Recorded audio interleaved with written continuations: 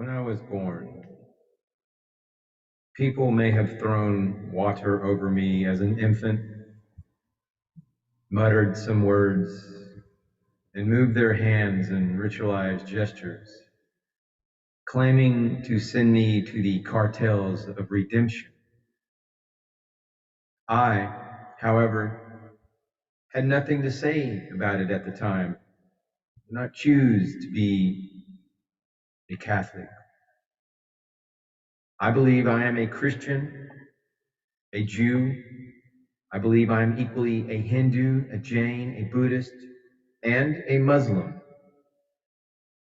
But in the mind's eye of others, I am what I truly am, a human being first, and a belief second.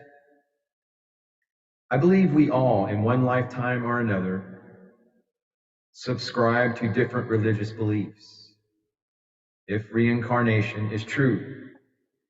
However, I am a human being first and foremost, and nothing else.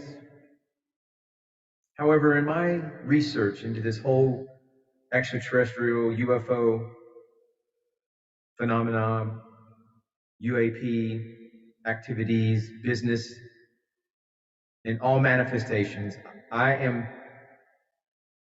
been totally surprised at how all this connects to religious philosophy. To be more exact, I'm utterly dumbfounded by the connection, in fact, to religious philosophy.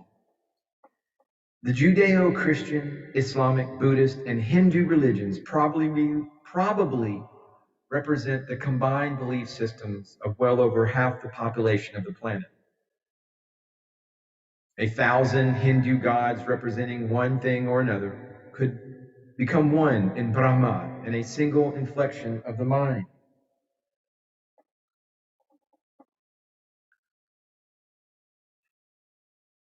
When I explored all these traditional theological systems, I found that the similarities were many and the differences minuscule. Very few differences. Unfortunately, one of the greatest things that all of these organized religion systems have in common is the obfuscation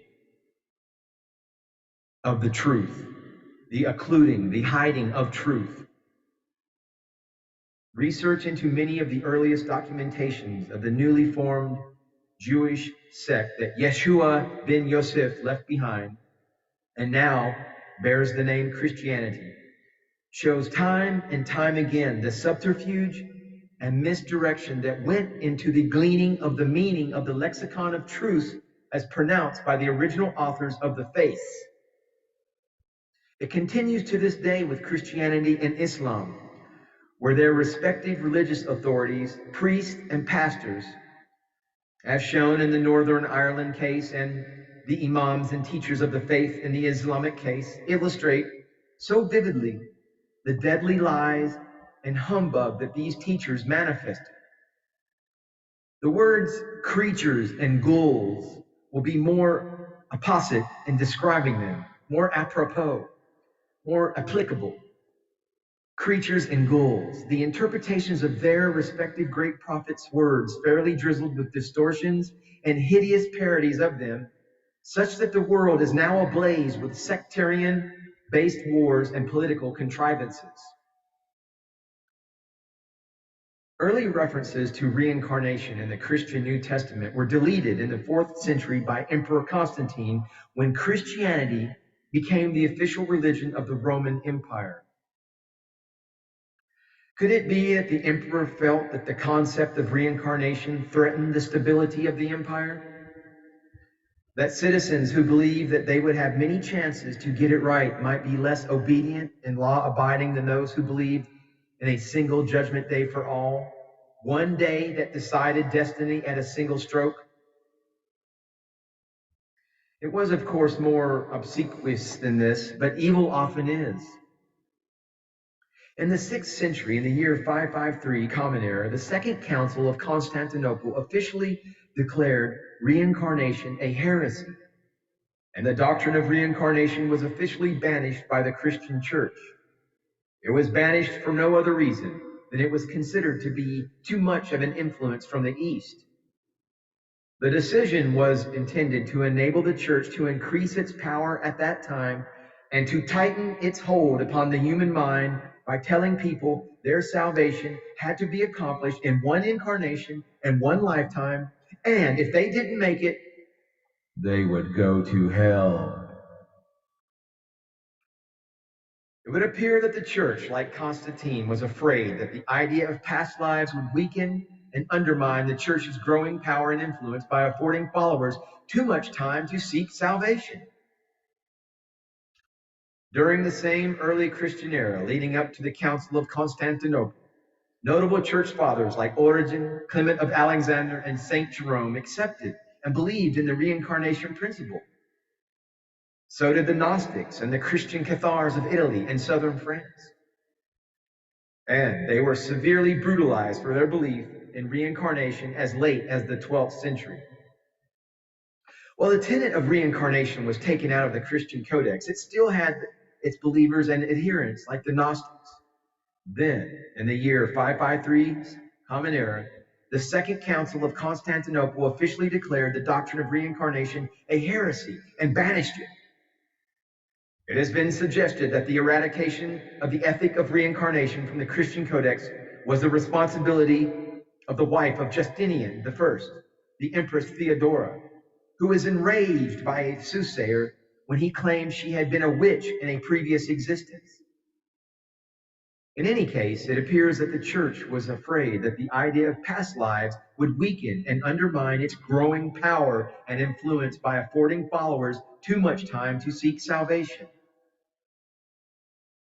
From the Pistis Sophia, a report of Christ's incidental conversations with his apostles and contemporaries, it is apparent that reincarnation was a thoroughly accepted tenet for early Christians.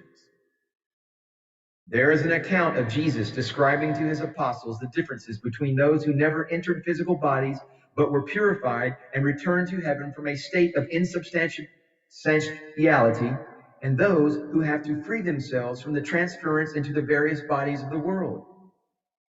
Of the first type of soul, Jesus says, "They have not suffered at all, and they have not changed places, nor have they troubled themselves at all, nor have they been transferred into various bodies."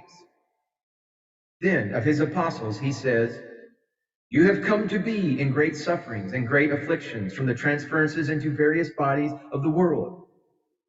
And after all these sufferings of yourselves, you have striven and fought so that you have renounced the whole world and all the matter it is." In my analysis, the continuous cycle of life to death to life model in the face of entropy implies that if we reincarnate, we tend to reincarnate down.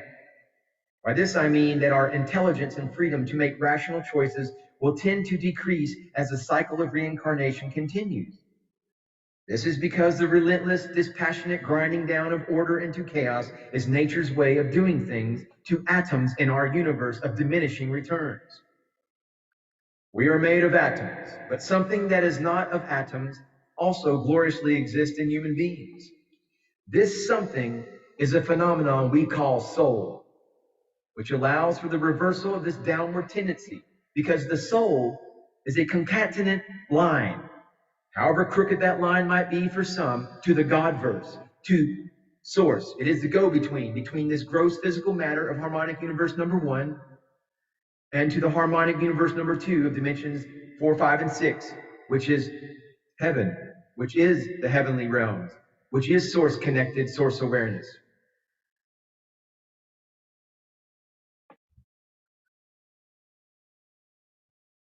The soul, your soul, is vitally important in today's